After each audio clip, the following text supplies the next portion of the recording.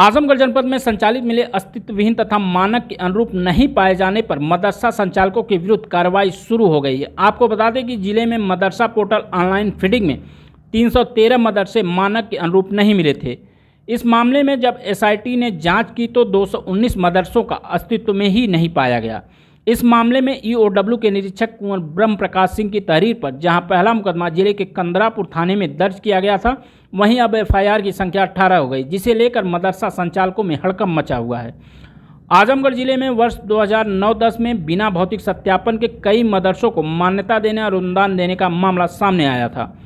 2017 में इस बात की शिकायत सरकार से की गई थी, जहां 2017 में हुई जांच में 387 मदरसे वैध मिले, जबकि 313 मदरसों में गड़बड़ियां पाई गई थी। इसके बाद अब पूरे मामले की जांच शासन ने एसआईटी टीम को दे दी। 2022 की शासन की सौंपी रिपोर्ट में एसआईटी ने पाया कि जिले में 219 मदरसे ऐसे हैं जो अस्तित्वहीन थे।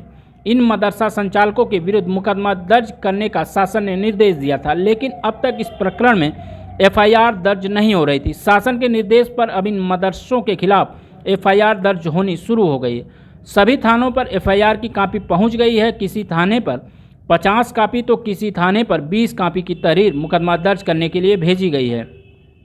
इस मामले में 6 जनवरी को पहला मुकदमा कंदरापुर थाने में दर्ज हुआ था। वहीं 9 फरवरी तक मुकदमों की संख्या 11 हो गई थी।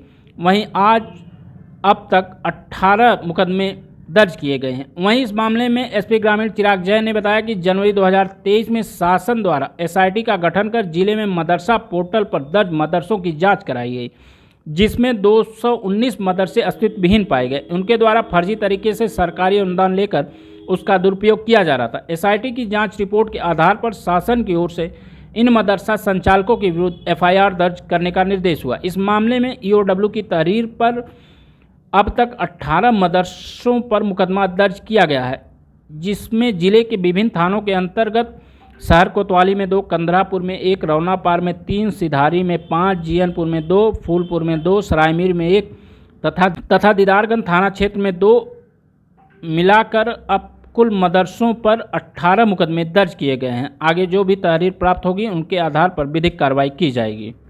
मदरसे को लगातार कार्रवाई की जा रही है, जहाँ तमाम पर ऊपर से निर्देशित किया गया है। क्या अब तक क्या अपडेट है, किन किन थानों पर क्या क्या कार्रवाई की जाएगी? देखिए, ईओडब्ल्यू इंस्पेक्टर द्वारा विभिन्न थानों पर आकर तहरीर दी गई है, जिसमें बताया गया है कि जनवरी 2023 में जो जांच उनके द्वारा की गई थी मदरसों के विरुद्ध, उसमें 219 मदरसे अस्तित्वहीन पाए गए हैं, जिनकी विरुद्ध कार्रवाई की जानी है।